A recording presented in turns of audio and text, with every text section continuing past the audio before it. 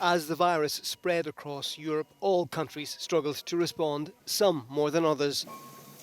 So how did citizens view their government's handling of the crisis? In partnership with Euronews, polling company Redfield and Wilton canvassed a broad range of opinion in Germany, Italy and France, with mixed news for authorities in each.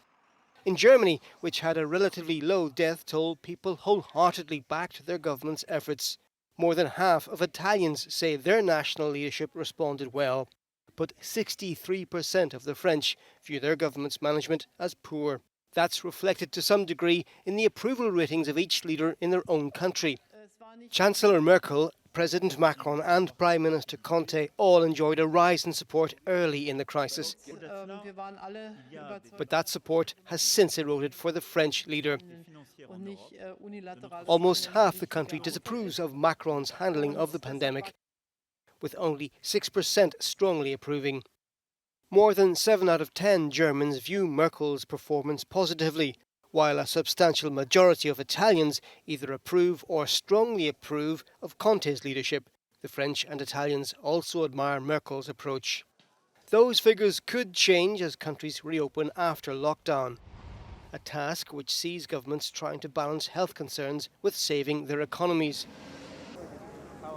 We asked people what their priorities were in this equation, and the results might seem surprising in Italy, given the high death toll.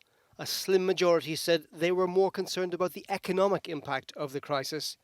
But 60% of Germans are more preoccupied by their health, as are 7 out of 10 French people. The survey also shed light on Europe's nationalist reflex in a time of crisis. Many governments quickly moved to close their borders, a response largely supported by their citizens.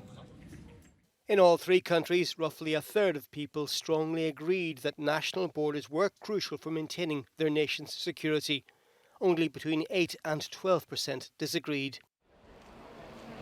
The poll has given much for governments to reflect on as they cautiously ease restrictions and prepare for the possibility of a second wave of infections. Neil O'Reilly, Euronews.